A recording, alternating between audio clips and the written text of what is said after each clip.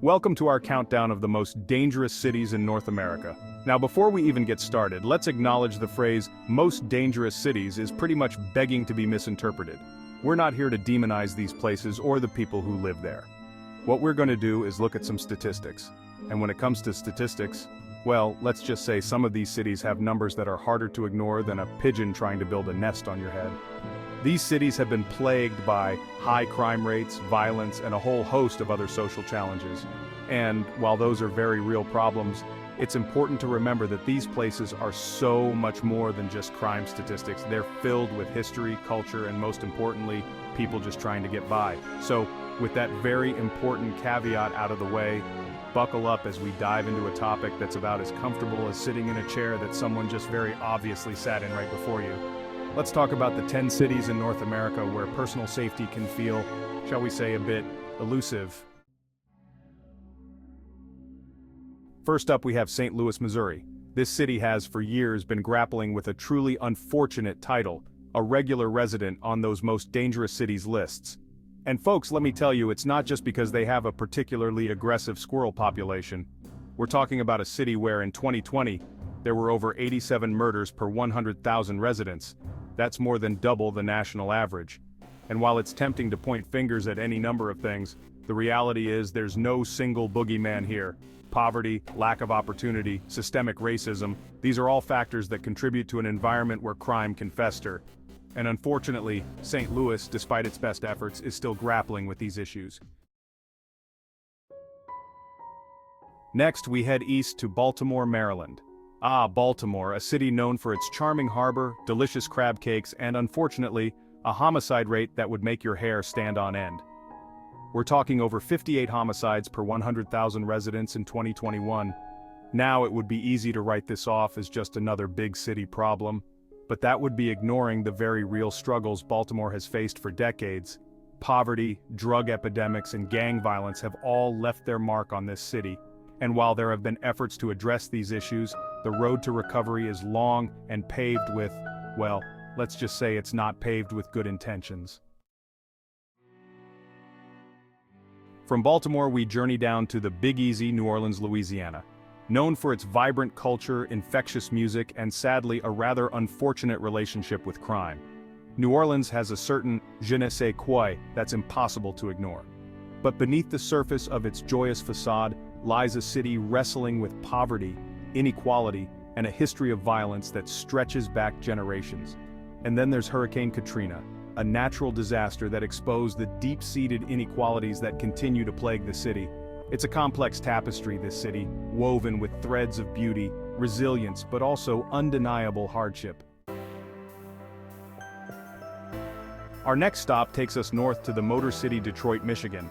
Once a symbol of American industrial might, Detroit has faced a tumultuous few decades.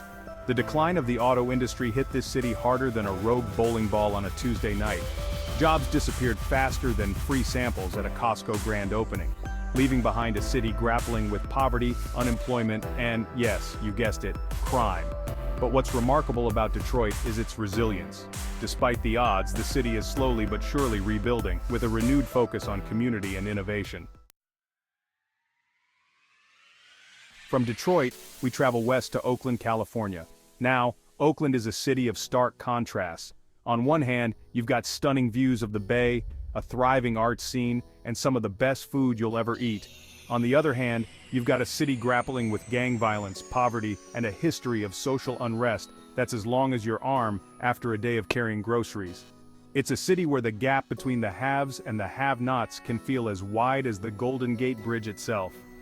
But amidst the challenges, there's a palpable sense of community in Oakland, a fighting spirit that refuses to give up.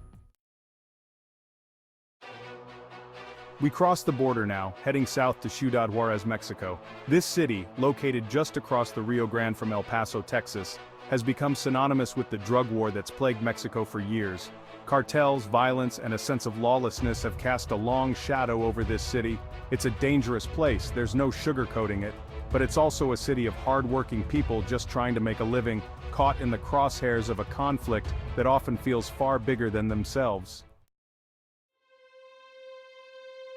From Ciudad Juárez, we travel south to Acapulco, Mexico. Once a playground for Hollywood stars and jet-setters, Acapulco has, in recent years, become better known for a different kind of drama. Drug cartel violence has cast a pall over this once idyllic vacation spot. Shootings, extortion, and a general sense of unease have left many tourists wary. It's a sad turn of events for a city that was once synonymous with glamour and escape.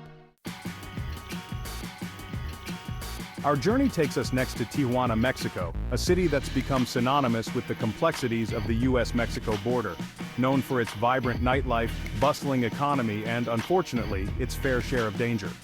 Tijuana has long been a hub for drug trafficking and organized crime, and while efforts have been made to curb the violence, it remains a persistent problem. The city's proximity to the United States and the insatiable demand for drugs north of the border creates a volatile mix. We island hop now to Kingston, Jamaica, a city that pulsates with life, music, and a certain undeniable cool. But beneath the surface of this Caribbean paradise lies a more troubled reality. Kingston has one of the highest homicide rates in the Caribbean, a grim statistic that overshadows its many positive attributes.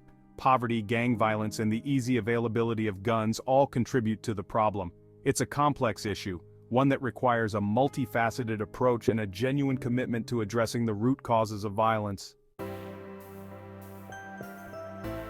Our final stop takes us to San Salvador, El Salvador, a city that's no stranger to hardship. Ravaged by civil war in the 1980s, San Salvador has spent decades trying to heal and rebuild. But the legacy of that conflict, combined with rampant gang violence and poverty, has made it one of the most dangerous cities in Central America. Despite the challenges, there's a resilience in San Salvador, a determination to overcome adversity that's truly inspiring. Thank you for watching our countdown of the most dangerous cities in North America. Now, before you go barricading your doors and investing in a suit of armor, remember, statistics only tell part of the story. These cities, for all their struggles, are also places of incredible vibrancy, resilience, and hope. They're filled with people who love their communities and are working tirelessly to make them better. So the next time you hear someone utter the phrase, "most dangerous cities," take a moment to look beyond the headlines and remember the human stories that often get lost in the numbers. Stay safe and informed. Don't forget to like, share, and subscribe for more insightful content.